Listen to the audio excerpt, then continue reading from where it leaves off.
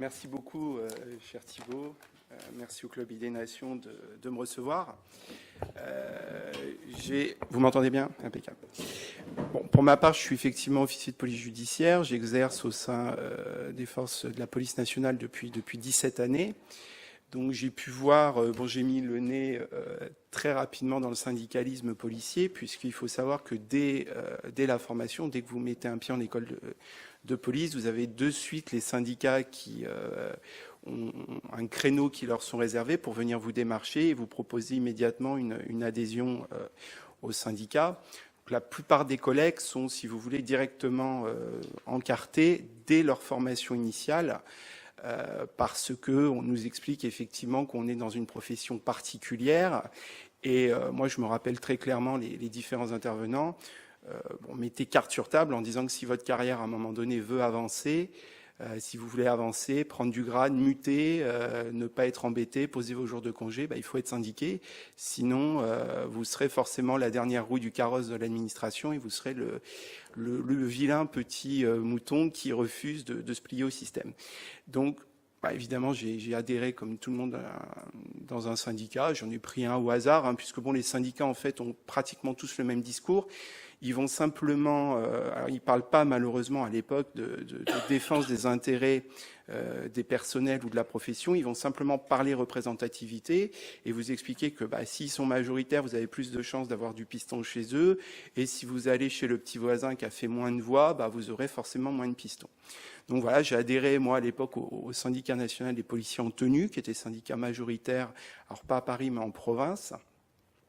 Et puis j'y ai rencontré des gens de valeur à l'intérieur. C'était un syndicat qui était proche du pouvoir socialiste. Alors évidemment, ça parlait politique au niveau des instances, on va dire nationales, mais pas au niveau des délégués locaux.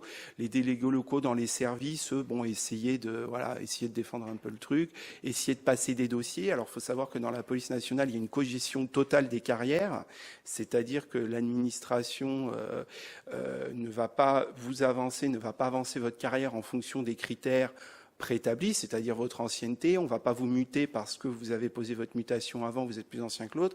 On va vous muter parce qu'il y a un syndicat qui dit c'est mon adhérent et il faut le muter.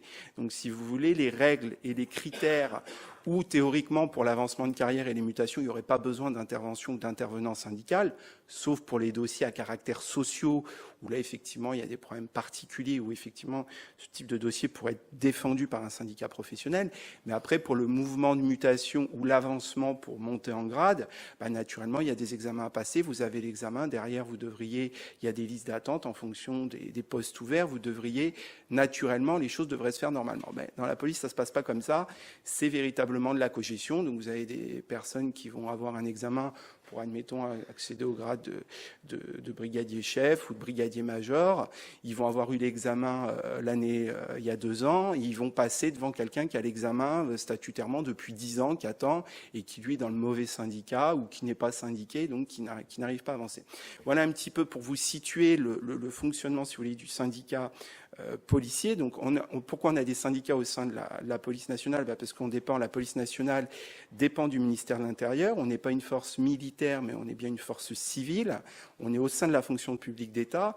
Donc, on bénéficie à ce titre-là de la loi sur le droit à avoir des organisations professionnelles pour défendre les salariés. Donc, évidemment, chez nous, il n'y a pas d'organisation patronale. Les organisations patronales, elles sont représentées par le ministère de l'Intérieur. Notre patron, c'est le ministre. Donc, qui, lui, effectivement, va défendre des intérêts qui sont souvent politiques. Donc, évidemment, il y a toujours l'aspect coût, puisque la police nationale coûte de l'argent, le ministère de l'Intérieur coûte de l'argent. Il y a toujours une volonté d'en réduire les coûts, sachant que quand on réduit les coûts, qu'on baisse les effectifs, il peut quand même y avoir des conséquences, puisque vous savez que sous Nicolas Sarkozy, il y a eu 10 000 suppressions de postes de policiers et gendarmes.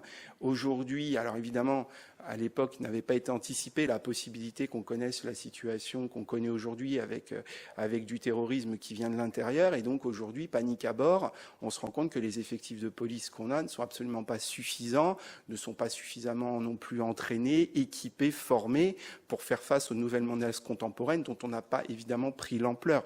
Et c'était effectivement au rôle des syndicats de police d'anticiper ces choses-là en partenariat avec le patronat, c'est-à-dire le ministre de l'Intérieur. Malheureusement, comme je vous dis, le syndicalisme chez nous est un syndicalisme qui s'est essentiellement orienté sur le piston et les petits arrangements pour la carrière des fonctionnaires, pour faire de l'adhésion, tout simplement, puisque pourquoi on a un fort taux d'adhésion aujourd'hui au sein de la police nationale? C'est pas parce que les policiers aiment leur syndicat. D'ailleurs, quand vous discutez avec la plupart des collègues encartés, quand ils doivent faire le chèque et payer leur syndicat, ils le font à contre-cœur, avec beaucoup de critiques et beaucoup de rancœur vis-à-vis de l'organisation syndicale à laquelle ils vont adhérer. Mais ils adhèrent parce qu'ils disent, si j'adhère pas, on est quand même dans une profession, vous savez, qui est sensible, où on peut vite, très rapidement être mis en cause, se retrouver devant les tribunaux, et où, au niveau des mutations et de l'avancement de carrière, les collègues sont tous en attente, donc ils adhèrent pour ces motifs-là, essentiellement au niveau du syndicalisme. Donc, à titre personnel, on a eu, je vais être très court, j'étais donc au syndicat national des policiers en tenue. Il y a eu en 2001 des accords qui sont intervenus, qui sont d'ailleurs les seuls accords depuis 2001. Il n'y a peu eu d'avancée sur le plan pécuniaire, salariale pour les fonctionnaires de police, des accords de 2001 qui ont été signés par le SNPT, qui ont fait gagner à l'époque 600 francs, équivalent aujourd'hui d'une centaine d'euros net sur la fiche de paye tous les mois pour les policiers. Depuis 2001, il n'y a plus eu aucune avancée sociale au sein de la police nationale. Il y a eu simplement des réformes, des réorientations qui sont, à notre sens, tout simplement des reculs en matière de droits sociaux et surtout des reculs en matière de qualité du service public rendu à nos compatriotes. Puisqu'avant tout, nous, la vision du syndicalisme, et quand on s'est lancé avec des amis dans la démarche de monter un syndicat autonome et indépendant, ça a été essentiellement, on ne fait pas nous de clientélisme, on ne promet pas de mutation, on ne promet pas d'avancement. Nous, simplement, ce qu'on dit, on va essayer de peser au travers de notre cahier de revendications sur les orientations politiques du ministère de l'Intérieur pour améliorer vos conditions de travail.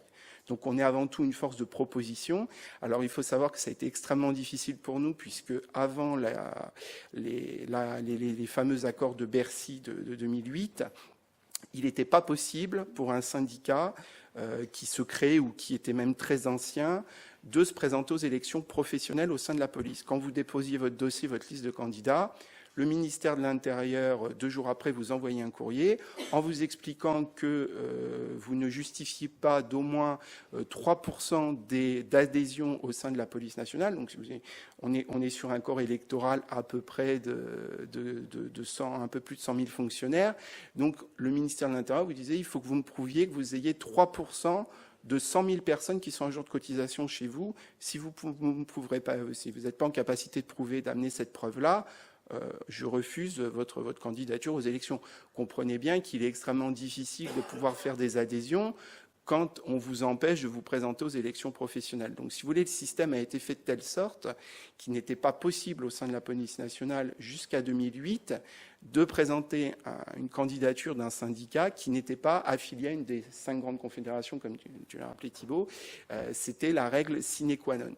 Donc il y avait véritablement un verrouillage absolu du système syndical, où en plus dans les 5 confédérations, il y avait deux confédérations qui n'ont jamais eu aucune politique, même on va dire 3 qui n'ont jamais eu aucune politique de développement au sein de la police nationale, puisque bon, ils ont dû considérer que là où ils étaient forts dans le privé ou à l'éducation nationale ou dans d'autres branches, c'est pas forcément compatible avec un syndicat fort de police. Donc le monopole a été tenu pendant des années par 3 syndicats, la CGC, Force ouvrière et l'UNSA Police. Enfin, l'UNSA, donc la confédération UNSA. C'est ces 3 véritablement confédérations qui ont tenu le monopole. En 2008, donc on a essayé plusieurs fois suite. On avait un syndicat qui s'appelait Action Police, qu'on avait affilié à la CFTC, donc on a pu présenter une fois aux élections professionnelles puisqu'on était en confédération. Bon, derrière, la CFTC n'a pas souhaité conserver le syndicat de police puisqu'il nous jugeait trop, on va dire, entre guillemets, borderline, donc pas assez, si vous voulez, dans le moule de ce qu'on peut attendre au sein du ministère de l'Intérieur. Donc on s'est retrouvé sans affiliation, et sans affiliation jusqu'à la réforme de 2008, il n'était plus possible pour nous d'évoluer au niveau de l'institution. À partir de donc 2014, on a pu se présenter au scrutin professionnel. Et il faut savoir que le scrutin professionnel a été ouvert. Donc avant, c'était entre guillemets catégoriel. Donc vous aviez des élections dans le corps entre guillemets des gardiens de la paix, des officiers de police, le corps des commissaires, les administratifs, les personnels techniques, scientifiques, etc. Tout ça, c'était contingenté. Il y avait des élections par catégorie de personnel. Aujourd'hui, le ministère, il n'y a plus ce type d'élections. C'est des élections qui sont totalement ouvertes. Donc vous avez 170 000 électeurs, tout grade, corps confondus, donc des vrais policiers, entre guillemets, donc qui portent l'arme, qui font de la police judiciaire ou de la police administrative, mais également des personnels techniques et scientifiques, des gens des bureaux, la secrétaire du chef de service, etc. Tout ce monde-là vote en même temps pour les syndicats qui sont proposés. Donc c'est vrai qu'aujourd'hui on a la possibilité, nous on est relativement au sein de la police nationale malgré tout satisfait, si vous voulez, de cette première avancée, puisqu'avant on était complètement exclu, on ne pouvait pas du tout se présenter aux élections professionnelles. On a une première avancée aujourd'hui où effectivement on peut se présenter à un scrutin professionnel, mais évidemment, comme l'a dit très justement Thibault, le seuil est mis à 10%, c'est-à-dire que quand vous vous présentez, si vous ne faites pas 10%, l'administration, pour elle, vous n'existez pas. Donc l'administration, il était question qu'elle subventionne les syndicats, y compris minoritaires, donc sur la base du nombre de voix obtenues aux élections professionnelles. Ça a été le cas jusqu'aux attentats de Charlie Hebdo. Suite aux attentats de Charlie Hebdo, il y a eu besoin de débloquer plus de 400 millions d'euros pour améliorer ou faire face au moins aux carences qu'on avait en matière de sécurité. Et donc, on a gentiment dit aux syndicats qui n'avaient pas les 10%, on vous maintient des contingents, des dotations d'ASA, donc des autorisations spéciales d'absence, où vous pourrez avoir des permanents, des gens qui pourront travailler à l'année pour votre syndicat, mais on ne vous subventionnera pas parce que vous n'avez pas fait les 10%, vous n'êtes pas représentatif. Donc là, dès lors, vous voyez qu'il déjà il y a une iniquité effectivement qui se met forcément en place, puisque les syndicats qui ont obtenu ces 10% vont être à la tête d'une puissance financière énorme, ont de la représentativité, donc forcément ont un avantage sur des petits syndicats qui n'ont pas été en capacité de faire ces 10% et donc qui ne peuvent pas défendre, qui n'ont pas les moyens financiers d'accomplir l'objet de leur statut, c'est-à-dire assurer la défense des personnels de la police nationale ou du ministère de l'Intérieur, puisqu'encore une fois, on n'est plus sur une logique catégorielle aujourd'hui des personnels. Donc ça pose un véritable problème. Là, dans le cadre du scrutin de 2014, on a aussi constaté, alors les syndicats de police, les grandes... on va dire les 3-4 grands syndicats de police font le coup à toutes les élections professionnelles.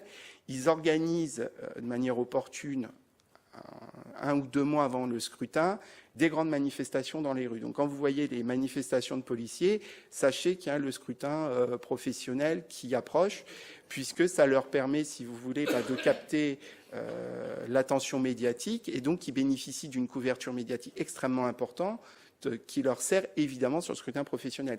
À ce titre, j'ai saisi le président du Conseil supérieur de l'audiovisuel pour l'alerter sur ces questions-là et lui dire que peut-être en période électorale, comme c'est le cas, alors ils sont en train aussi de rediscuter ça pour les élections présidentielles, mais en tout cas comme c'est le cas en théorie pour les élections politiques, que peut-être sur une période donnée, dans le cadre du scrutin, des scrutins professionnels, que les syndicats puissent voir leur temps de parole comptabilisé et avoir une équité au niveau de temps de parole. Bon, le président du CSA m'a donné une fin de non-recevoir en expliquant que c'était pas ses affaires de s'occuper de ce genre de choses et que tout allait bien dans le meilleur des mondes.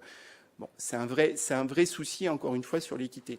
Et je voudrais attirer sur votre attention aussi sur un point assez intéressant, c'est que finalement la France, en n'autorisant pas, en ne libérant pas le syndicalisme, alors que ça soit au sein de la police, mais aussi du privé ou de la fonction publique, par ces fameuses lois de représentativité, et en contravention absolue avec la Convention 87 de l'Organisation internationale du travail, qui est une organisation qui a émis des conventions qui ont été ratifiées par la France. La France, en 1951, a signé cette fameuse convention 87 de San Francisco de l'OIT, et cette convention rappelle la liberté absolue qu'ont les syndicats de pouvoir s'organiser librement et d'exercer librement leur activité. Donc dès lors que cette convention a été ratifiée par la France et que nous, alors, vous savez, hein, hiérarchie des normes en matière de droit, les conventions internationales sont supérieures aux conventions nationales, etc. C'est la hiérarchie des normes en matière de droit. Dès lors, en théorie, la France n'aurait pas pu appliquer ce type de restrictions lors de la présentation des organisations syndicales. Et on a été pendant des années en contravention, en contradiction avec cette convention qui pourtant a été ratifiée par la France et qui est toujours active aujourd'hui. Et même encore, comme l'a dit très justement Thibault, aujourd'hui la réforme, même si elle nous permet aujourd'hui de nous présenter au niveau des élections professionnelles au scrutin populaire, ça reste quand même une réforme qui est extrêmement restrictive, puisqu'on vous dit OK, avant, on ne voulait même pas du tout que vous soyez candidat. Aujourd'hui, on vous laisse être candidat. Mais on vous met une barre à 10% qui est compte tenu, comme je vous l'ai expliqué, de ce qui se passe et de la gestion et de la mainmise des syndicats majoritaires aujourd'hui sur une institution comme la police nationale. Il est absolument impossible d'atteindre 10% avec les règles qui sont actuellement mises en œuvre. Et surtout, en plus, en disant à un syndicat, vous n'avez pas fait les 10%, on ne vous donne pas de subvention, vous n'avez pas d'argent. Donc, vous avez quelques personnes dans les départements qui sont effectivement détachés, mais qui doivent tourner sur leur argent personnel quand vous avez face à vous des puissances financières où leurs délégués ont voiture de fonction, téléphone portable de fonction, ont des frais illimités pour leurs déplacements. Vous vous retrouvez évidemment dans une situation où l'équité n'est pas forcément respectée. Et évidemment, vous comprenez la difficulté de pouvoir mettre en place ce type d'initiative. Donc moi, à mon sens, la première des réformes, elle doit passer aujourd'hui par un équilibrage et une équité qui doit véritablement être mise en place entre toutes les organisations. Il y a une élection, on repart de zéro, temps de parole, équité au niveau des temps de parole, et puis derrière, équité également des moyens, des dotations qui vont être attribuées aux syndicats sur la base des scores qui sont réalisés. Le syndicat a fait 1 ou 2%, on lui donne l'équivalent des 1 ou 2% de la subvention de l'enveloppe globale. Mais on n'argue pas du fait que le syndicat n'a pas fait 10%, donc il n'est pas représentatif, il n'a le droit à rien. Donc voilà, il y a eu effectivement, c'est une première pour nous avancée, mais qui ne va évidemment pas assez loin. Je regarde ce que je voulais. Je voudrais pas être trop long parce que je pense que vous allez certainement avoir beaucoup de questions. Vas-y, je encore un petit peu. Voilà, je voulais. Bon, merci beaucoup. Voilà, je voulais aussi attirer votre attention sur la sémantique aujourd'hui, parce qu'on est dans un monde de communication. Et la sémantique, finalement, a pris le pas sur l'action syndicale, sur le combat syndical. Aujourd'hui, on entend beaucoup de mots. On entend, alors évidemment, syndicat progressiste, syndicat réformateur, syndicat corporatiste, propagande. Il y a toute une sémantique syndicale qui, normalement, il y a quelques années, disait quelque chose. Aujourd'hui, malheureusement, on a quand même le sentiment, si vous voulez, tout du moins au sein de la police nationale, qu'il n'y a plus d'alternance, si vous voulez, sur la proposition et l'offre syndicale. C'est-à-dire, vous avez en gros 3 syndicats majoritaires, que ça soit Pierre, Paul ou Jacques, finalement, ils sont dans une démarche systématique d'accompagnement des réformes. Et c'est pour ça qu'en préambule, je vous disais que depuis 2001, il ne s'est plus rien passé, parce que ce fameux accord de 2001 qui a été dénoncé, alors les syndicats ne l'ont pas tous signé, hein, le SNPT l'avait signé, il était classé à l'époque proche Parti socialiste. Vous avez le syndicat de droite Alliance qui avait fait un tract très élégant. Alors, vous allez voir le niveau du syndicalisme dans la police. Il y avait un lapin qui était penché en avant avec marqué SNPT dessus, et on lui avait mis une carotte, un lapin habillé en policier, et il avait une carotte dans le postérieur avec marqué SNPT. Vous voyez, pour caricaturer les accords qui ont été signés. En tout cas, sachez que depuis 2001, il n'y a plus rien eu. Les accords de 2001, on les a obtenus suite à une affaire où les policiers étaient fortement mobilisés, puisque c'était l'affaire du Chinois, donc un certain Bonal qui avait été remis en liberté alors qu'il avait été condamné à un quadruple homicide. Et évidemment, il a profité de sa libération pour abattre deux de nos collègues au Plessis-Trévise. Donc ça avait évidemment suscité une vague d'émotions particulières. Les syndicats étaient massivement descendus dans la rue pour demander effectivement à ce que les lois pénales soient durcies, à dénoncer finalement le laxisme de la justice. Comme quoi, vous voyez, aujourd'hui, quand on parle des problèmes, entre guillemets, avec Madame Taubira, de laxisme, etc., mais c'est pas d'aujourd'hui. Je veux dire, on est véritablement dans une continuité, dans une politique laxiste qui continue depuis des années, qui s'aggrave, puisque déjà en 2001, ces thématiques-là, elles étaient inscrites au cœur des thématiques et des problèmes des syndicats policiers, y compris les syndicats de gauche qui étaient descendus pour dénoncer ces problèmes de manque de réponse de la justice face à des criminels endurcis.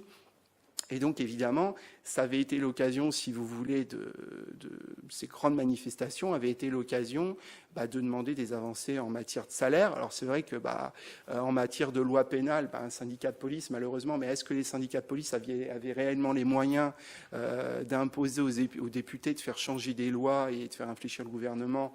C'est pas certain, puisque vous savez que malheureusement la police et la population souvent sont divisées et que tous nos compatriotes, tous nos concitoyens ne sont pas toujours derrière leurs forces de l'ordre. Alors là, ces derniers temps, avec les vagues d'attentats qu'il y a eu, effectivement, il y a eu probablement un rapprochement qui s'est fait entre police et population, mais ça n'a pas toujours été malheureusement le cas.